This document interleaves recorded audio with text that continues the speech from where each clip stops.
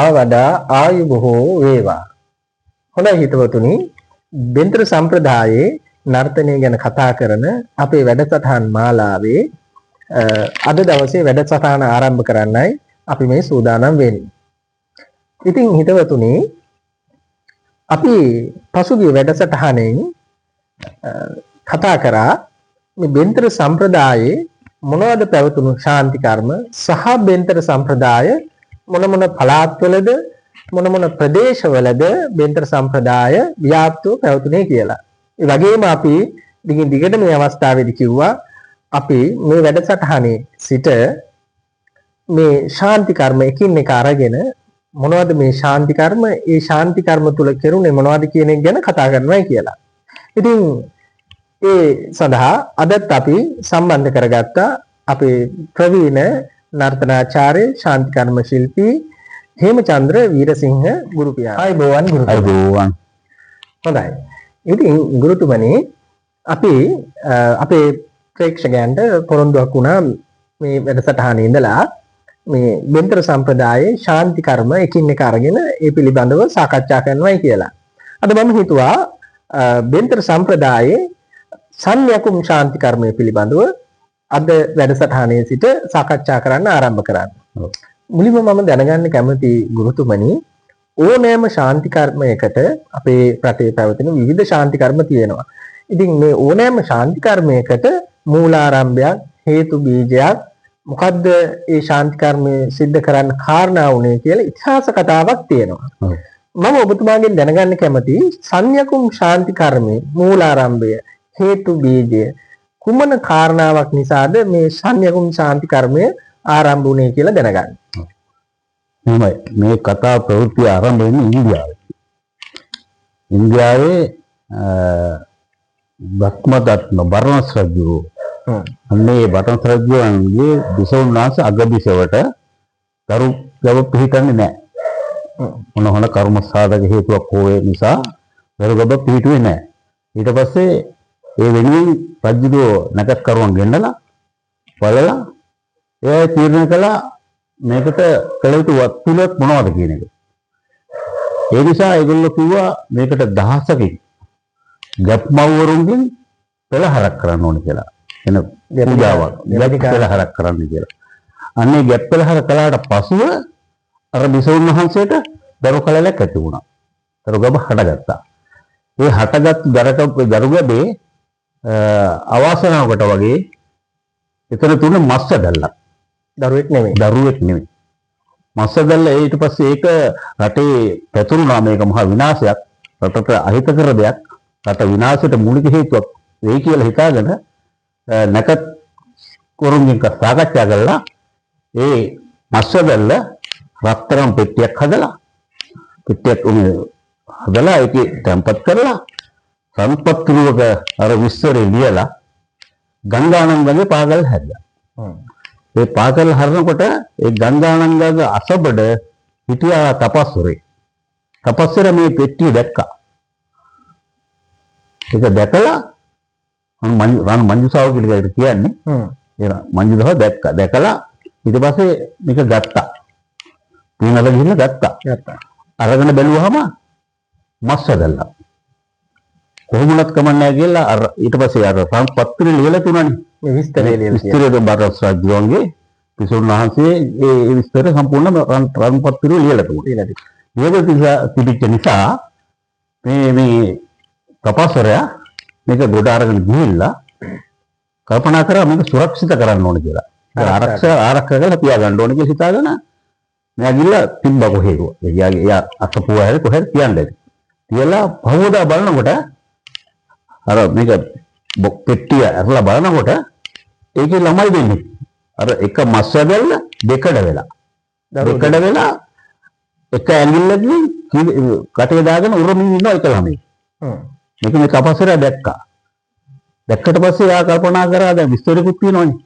මේ ළමයි මේ මාගාව හදන එක සුදුසු නෑ. මොකද රජ කුමාරවරුන්. ඊට පස්සේ මොන තත්තර බත් වෙයි කියලා හිතා ගන්න බෑනේ. මෙයා කරපු වැඩේ ගොපොල්ලෝ කියන්නේ හරක් බලන කට්ටිය ඉන්න හරක් ඇති කරන කට්ටිය. එහි හොයාගෙන ගිහිල්ලා ඒ ප්‍රදේශයට ගිහිල්ලා ඒ දිනට මෙයා බාර දුන්නා. දරුවෝ දෙන්න. දරුවෝ දෙන්න බාර දීලා කාලයක් හැදුනා. හැබැයි අන්නේ දෙන්නට නම් තිබ්බා ලිච්ඡවි කියලා. ඔව් දැන් මම ඔබතුමාගෙන් අහන්න කැමතියි. සාමාන්‍යයෙන් අපේ මේ ඉතිහාසයේ මේ නම් තැබීමේදී මොකක් හරි හේතු සාධකයක් හින්දායි මේ නම් කියන්නේ. ඇයි මේ ඇයිට ලිච්ඡවි කියලා තිබ්බේ? ලිච්ඡවි කියලා කිව්වේ විනිවිද පේනවා.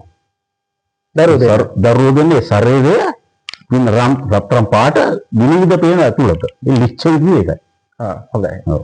ඉතින් ඒ කාලේ ගිහිල්ලා ඒ ළමයි ලොකු වෙලා ඊට පස්සේ අර ලිච්ඡවි කියලා තිබ්බනේ.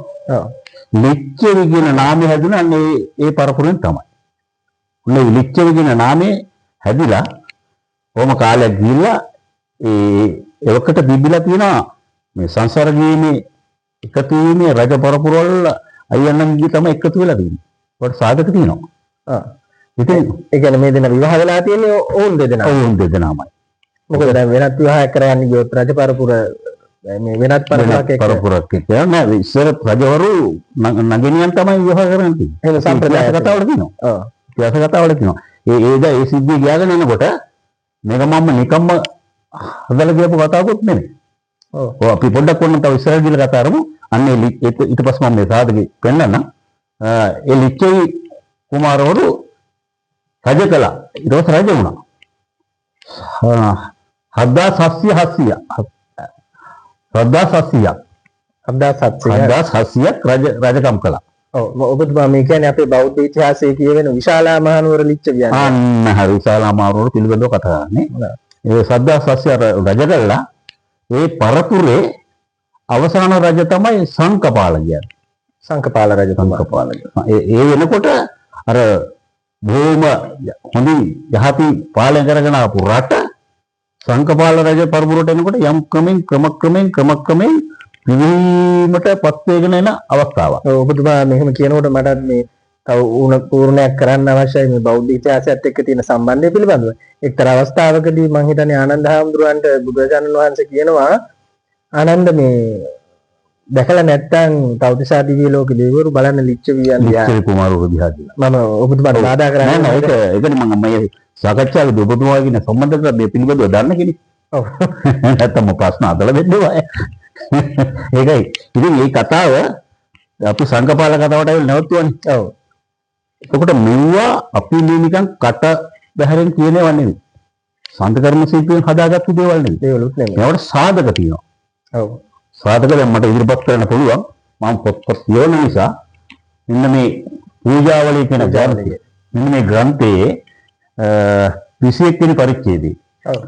439 වෙනි පිටේ මම මේ කියන ලද්ද කතා ප්‍රවෘත්තිය තියෙනවා.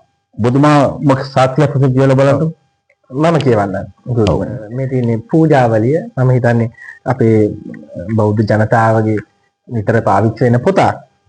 මේ පොත මයුරපාද පරිවෙනාධිපති බුද්ධ පුත්‍ර හිමියන් විසින් රචිත පූජාවලිය. එතුමා පවසන විදිහට මේ පූජාවලියේ මේ කතා පිළිබඳ සාක්ෂි සටහන් හොඳටම සටහන් වෙලා තියෙනවා. 21 වෙනි පරිච්ඡේදය. මේකේ මෙහෙම සටහන් වෙනවා. තවද අප බුදුන් විශාලා මහනුවරදී ලිච්ඡවි රජුන්ගෙන් ලද ගංගාරෝහණ පූජා නම් කවරයක් මේ එහි පිළිවෙල කතාවය. ගිය දවස බරණැස් නුවර බ්‍රහ්මදත්ත රජුගේ අගමෙහිසින් බිසවුන් කුස දරු ගදක් විය. ඒ බිසවුන් කුසබර වූ සේ දැන රජහට කීහ. රජුරෝ දරුගත් මගුල් කොට ගබ පෙරහැර තබා දුන්හ. මෙසේ මහත් වූ සත්කාර ලදින් දසමසක් ගිය කල ඒ බිසව් දවසක අලියම් වේලෙහි ලා රෙසෙන් තෙත්තු බඳු වදමල් දමක්සේ ඊතා සුරක්ත වූ මස්වැදැල්ලක් වැදූහ. සෙසු බිසෝවරුන් රන් පිළිමසේ දරුවන් වදති. අග මෙහෙසින් බිසෝ මස්වැදැල්ලක් වැදූහි රජු ඉදිරියේ කියා සිට කියා බොහෝ දෙනා මාගේ නුගුණ කියන්නෝ හුයයි බිසෝ ලැජ්ජාව ඇමැති ඒ මස්වැදැල්ල නවමු සැලිය කළා. පිදානයකින් වසා බැඳ රාජ මුද්‍රිකාවෙන් හස් ඔබා දිය නොවදිනාසේ ලා කඩින් මේ කොට ගඟ දියේහි ලෑහුව. මම හිතන්නේ මොනවට පැහැදිලි වෙනවා බෞද්ධ ඉතිහාසයේ මේ ඔබතුමා සඳහන් කළ පරිදිම කුමක්ද සිද්ධ වුනේ කියලා. එතනදී අර මම කතාව කියගෙන ආවනේ. ඔව්. ඒ කතාවේ දැන් උතන ඔය මස්සදල තමයි කියලා මම කිව්වනේ. මේ බබා ළමයි දෙන්නෙක් උනේ. ඔව්. හැබැයි ඉතින් ඒක දැන් කතා ප්‍රවෘත්ති එන විදිහට ගහන ළමෙක් සහ පිරිමි ළමෙක්. පිරිමි ළමයි. ඔව්. මොකද අපේ කවිපන්ති වල තියෙන මේක උච්චේ කුමාරවරු කියලා. කුමාරවරුගේ ශාන්තිකර්ම සාහිත්‍යකර්ම සාහිත්‍යය. මට ඒක වේලේ ඒ කියන්න හේතුව ඒක එහෙම මොකද මේක කාන්තාවක් සහ පිරිමියෙක් වෙන්න ඕන. ඔව්. ඔව්. ගුරුතුමා කියන විදිහට ඒ මස්වැදැල්ලෙන් ඇති වුණු කුමාරයා සහ කුමාරිකාව විවාහ වෙලා ලිච්ඡවි රජ පරපුර හැදුණා. ඔව්. මේ 7700ක් කුමාරවරු කුමාරිකාවන් බිහි වෙලා විශාලා මහනුවර රාජ්‍ය කරගෙන හිටියයි කියන්නේ මේ මස්වැදැල්ලෙන් ඇති වුණු කුමාරයා සහ කුමාරිකාව. විශාල මහනුවරක්. ඔව්. විශාල නුවරක්. ඇත්ත වශයෙන්ම ගුරුතුමනි අපි මේ අවස්ථාවේදී ප්‍රේක්ෂකයන්ට මේ සනාථ කර යුතුයි. මොන සම්ප්‍රදාය වුණත් ශාන්තිකර්ම ශිල්පීන් බෞද්ධ ආගම පසුබිම් කරගෙන මේ කටයුත්ත කරගෙන යන්නේ කියන එකට හොඳම සාක්ෂියක් නිදසුනක් සාක්ෂියක්. ඒ වගේම අපි මේ අවස්ථාවේ ගෞරවපූර්වකව සිහිපත් කළ යුතුයි අපේ මේ ස්වාමීන් වහන්සේලා මහා සංඝරත්නය. ඒකට හේතුවක් තියෙනවා. මේ ශාස්ත්‍රය නගා හිටවන්න අපකප වෙච්ච මහා සංඝරත්නය තමයි මේක මූලික කටයුතු සම්පාදනය කළේ. අපේ ඇදුරුතුමල්ලෝ පිසිවරු කියන කොටසක් වගේ නේ ඇදුරුතුමල්ලා කියන්නේ. පරණ ගුරුවරු නැත්නම් අපිට මේවා ඒ ඇත්ත ඉතුරු කරලා කියන නැත්නම් අද අපිට කියන්න දෙයක් නැහැ නේ. ඉතින් මේ අපේ මහා සංඝරත්නය මේවා ග්‍රන්ථාරූඪ කරලා තිබ්බේ නැත්නම් අපිට කියන්න දෙයක් නැහැ නේ. ඒ නිසා නමස්කාර පූර්වක මහා සංඝරත්නයට මම අද්ද කුස්සන මේකයි. සංඝරත්නේ නැත්නම් මේක පවතින්නේ නැහැ කියන එක තමයි මගේ මතය. මම දරන මතය. ඔව්. දැන් අපිට මම හිතන්නේ ඒක මේ සංඝපාල කතාව තව ටිකක් ඉස්සරහට කියාගෙන යනකොට මේ කොහොමද මේ බෞද්ධ ආගම තවත් සම්බන්ධුනේ කියන එක කියවේවි. ඉතින් අපි ගුරුතුමනි අපි එතනින් එහාට කතා කරගෙන ගියොත් දැන් ඔබතුමා කියනවා මේ අවසාන රජතුමා තමයි සංඝපාල රජතුමා ලිච්ඡවි පරපුර. මොකද උනේ එතනින් පස්සේ? ඊට පස්සේ ඒ රජ සංඝපාල රජතුමා රජ කරන යන කාලේ යුද්ධයකට යන්න සිද්ධ වුණා. කුරුරට යුද්ධයකට ගියා. රජ කෙනෙක් වුණොත් යුද්ධයට යන්න ඕනේ. ඔව්. ඒ වකට දීච්ච මේ සම්ප්‍රදාය. ඒ යුද්ධයට ගියාට පස්සේ යුද්ධයට යනකොට කොහොම හෝ ඒවා රජතුමාට ගාව විසෝට දරුගක් කලලයක් හටගෙන තියලා තියෙනවා. රජතුමා යුද්ධයට ගියා. ඊට පස්සේ අර කලලේ දරුගබක් වෙලා ක්‍රමක්‍රමයෙන් විසුණු වහන්සේට හැදුවා දොළදුකක් කියලා දැන්. ඔව්. දැනුත් හැදෙනවා අපේ කාන්තාවන්ට. ඔව්. ඒ දොළදුකට ආසා හිතුනේ විසුණු වහන්සේට මී අඹ කන්න. ඉදුණු මී අඹ ගෙඩියක් කන්න. ඒ කාර්යව තවරුවා මහාමතියට. මහාමති ගිහිල්ලා බොහොම ඒ කාලේ ටිකක් දුර්ලභයි කියන අවාරේ ගිහිල්ලා අඹ ගෙඩියක් සොයාගෙන ඇවිල්ලා විසුණු වහන්සේට දුන්නා. දුන්නාට පස්සේ එතන එයාගේ වැඩකාරකමට කෙනෙක් හිටියා කාන්තාවක් සේවිකාවක්. අන්න එයාටත් මේකේ ආසාවක් ඇති වුණා. මේ අඹ ගැල්ලක් කන්න අවාරේ මී අඹනේ. සොයා ගන්නවා කියන එක අපහසු කාර්යයක්නේ. ආසාව තියලා හැබැයි විසුණු වහන්සේ කරේ නෑ. විසුණු වහන්සේ කරේ සම්පූර්ණ අඹ ගෙඩියම කාලා ඇටත් පඩික්කමට දාලා නිකන් හිටියා. ඊට පස්සේ අර අපි කියන සාමාන්‍ය දාසි කියලා වැඩකාර කෙල්ලනේ. එයාට මේකේ පොඩි වෛරයක් හටගත්තා. එයා ආසාවෙන් හිටපු දේ එයාට නොලැබුණ නිසා එයාට වෛරයක් හටගත්තා. වෛරයක් හටගෙන අපේ සංඝපාල රජුගේ යුද්ධෙන් දිනලා එන ගිහිල්ලා ආවට පස්සෙ කිව්වා ඔබ වහන්සේගේ බිසෝන් වහන්සේ මහා මාත්‍යත් එක්ක සංසර්ගයේ විදිලා මේ දරුගබ හටගෙන ඉුවා. ඒලමක් කිව්වා. අදක් කියනවනේ. ඔව්. ඕන යුද්ධ. ඉතින් ඒ පාර බිසෝන් රජතුමාත් මේක දැක්කා. දරුගබක් හටගෙන තියෙනවා. ඉතින් සත්‍යක් වුණා එතනදී. ඊට පස්සේ රජතුමා අනකරා මේ හැතිරි කියලා තියෙන්නේ. වදමාල් මාල පළන්දර ගෙනිල්ලා මේ අමුසෝන ගෙනිල්ලා කැබෙල්ල රොකට එල්ලන්න කියලා දෙපළු වෙන්නේ. කියන්නේ ඉස්සර දඩුවමත් කියලා තන රජ කාලේ ගස් අතු දෙකක් කිට්ටු කරලා දෙපැත්ත ගැට ගහලා අර අතු දෙක ලිහලා අරගියාම දෙකට පැලෙනවා. ශරීරය දෙකට වෙනවා. අතු දෙක කිට්ටු කරලා ගැට ගහලා ඒ ගැට ගහපු කැපුවට පස්සේ අර පළු දෙක දෙපැත්තට යනවා. ඒක රජ දඬුවමක්. රජ කාලේ දඬුවමක් ඒක. කොහොම හරි අර කුමාරයාගේ පින්බලයට එක කොටසක කුමාරයා ඉතුරු වුණා. අර පහට වැඩිච්ච කොටසේ. අනතුරක් වෙන්නේ අනතුරක් නොවි. හැබැයි කුමාරයාගේ වාසනාවටම මහා විශාල කුලයක් ඇවිල්ලා අර උඩ දීච්ච පළුව වැටුණා බිමට. බිමට වැටලා පළු දෙක එකට හා වුණා. එකට හා වෙලා ඒකෙන් උපන්න මේ කුමාරයා. කුමාරයා ඉපදුනා. එතකොට උතන මෙහෙම දෙයක් තියෙනවා. හැබැයි විසුණු වහන්සේ නරුවේ නැවැරද්දේ වැරද්දට. වැරද්දක් නොකර කේලමක් අහලා මැරුවා. මෙතන විසුණු වහන්සේට ඇතුණු වෛරයක්. ඒ වෛරය නිසා තමයි අර ඉපදිච්ච කුමාරයා යක්ෂයෙක් වුණා. යක්ෂයෙක් බවට පත් වුණා. යක්ෂයෙක් කියන්නේ යාට ඛණ්ඩ දෙයක් නැහැ. අදක් තියෙනවනේ. අද මේ මෑතකෙත් මම දැක්ක ඔය විදිය. අදත් අම්මා මව් කෙනෙක් මව්වෙන් ඉන්න කෙනෙක් ගැබිනි ගාතාව කියන්නේ කියලා තියෙන නිතරම සතුටෙක්. එයාගේ මනසට ඇති වෙන යම් කිසි පීඩාවක් තියෙනවා නම් කුමන හෝ පීඩාවක්, වෛරයක්, ක්‍රෝධයක්, ඊර්ෂ්‍යාවක් ඒ සියල්ලර කුසේ ඉන්න දරුවෝ බලපානවා. ඒක වෛද්‍ය විද්‍යාවමයි. අදටත් මේ අපේ මේ දරුවන් හම්බෙන්න මවවරු නිතර පන්සල් යනවා, පන්සිල් ගන්නවා. වැඩ කටයුතු වල යෙදෙනවා. ඉතින් ඊට පස්සේ අර කුමාරට කන්න දෙයක් නෑ. එයා ඒ යක්ෂෙක් ඉපන්නේ අර වෛරයට පරිගැනීමේ චේතනාව තමයි උපන්නේ. අම්මගේ ඇතිට පරිගැනීම මෙයා යක්ෂයෙක් වුණා. යක්ෂයෙක් වෙලා එයා කෑව කියන්නේ මිනිමස්. කියන්නේ අම්මගේ මාළු තමයි ඉස්සෙල්ලා කාලා තියෙන්නේ. එහෙම ඇති දෙඩි වෙලා ඊට පස්සේ මෙයා කල්පනා කරා නැවැරද්දේ වැරද්දට මගේ මව මැරුවා. ඒ පලි මම ගන්නවා කියලා හිතාගෙන මේ ඊට පස්සේ එයා තමයි සංයකා. මේ සංයකු මේ අපි කතා කරන සංයවල ප්‍රධානියා. ඔව්. සංයකා. ඒ සංයකා කරේ අතට අහුවෙන කොළ జాති විස කොළ జాති ගෙඩි జాති කඩාගෙන ගිහිල්ලා කෛලාස කොට පර්වතෙට ගිහිල්ලා ඒක අඹරලා මුලි කරලා එයා මවක් ගත්ත සන්නි 18ක්. සන්නි 18ක් කියන්නේ රෝග 18ක්. සන්නි රෝග 18ක්. එතකොට සන්නි රෝග 18යි අර සන්නියක් කියයි 19 දෙනෙක් 19ක්.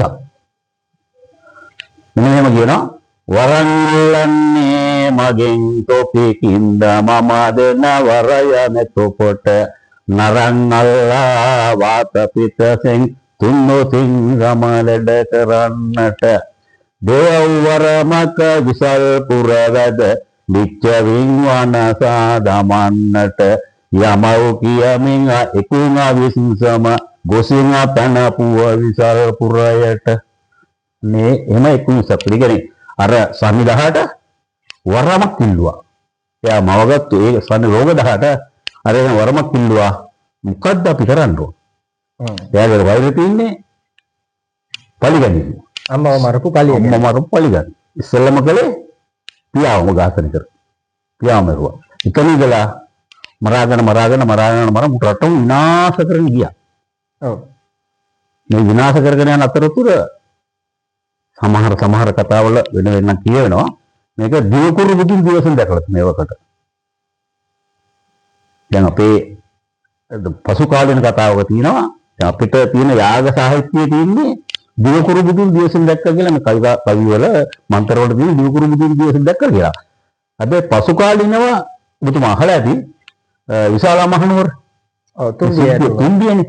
අන්න මේ තුම්බිය කියන මේ වෛද්‍ය විද්‍යාවට සම්බන්ධ නිසා තුම්බියනේ. ඒ තුම්බිය පිට එක තමයි මේ කතා ප්‍රවෘත්තියට පාදක වෙලා තියෙනවා. ඔව් දැන් නිතර දැන් මෑත ඉතිහාසයේ වර්තමානයේ කතා වෙන්නේ බුදුජානන් වහන්සේ රතන සූත්‍රය දේශනා කරන අවස්ථාවේදී විශාලා මහනුවර ඇතිවෙච්ච තුම්බිය.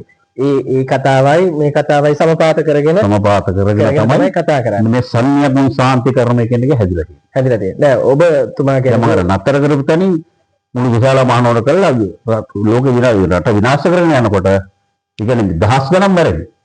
දහස් ගණන් මැරෙනකොට මිනි ගොඩවල් ගහන ඒක කුණු වෙනවා. ගඳ ගන්නවා. අන්න එතනට එකතු වුණා මේ යක්ෂ කියන කොටස. ඔව් ඒ තුම්බියේදී බියවල් තුනක් ඇති වුණා. රෝග බිය, අමනුෂ්‍ය බිය සහ දුර්භික්ෂය. වැසි නැති වීම. වැසි නැති වීම. ඒක තව මම කිව්වේ ඒකයි. මේ සංඥාගුණ පුරාවෘත්ත දෙකක් තියෙනවා. ඔව්. මොකද අර අපි කියන්නේ සමහරවිට හක්කී කටහඬින් කියලා. ඒක මේ කෝලසන්නේ කතා ප්‍රවෘත්තියත් එක්ක එන එකක්. දන්මුදිය කතාව. නමුත් මගේ අදහම මේක. මම පිළිගන්නේ එක මේක. මොකද හේතුව අර දන්මුදියා කියන කතාවේ මම බැහැර කරනව නෙමෙයි. මගේ මනසට වැදුණා මේ කතාව හරි කියලා. මේ කතාව අපිට මේ අපේ බෞද්ධ ඉතිහාසයේ මෑත තියෙනවා. අර කතාවට වඩා. ඔව්.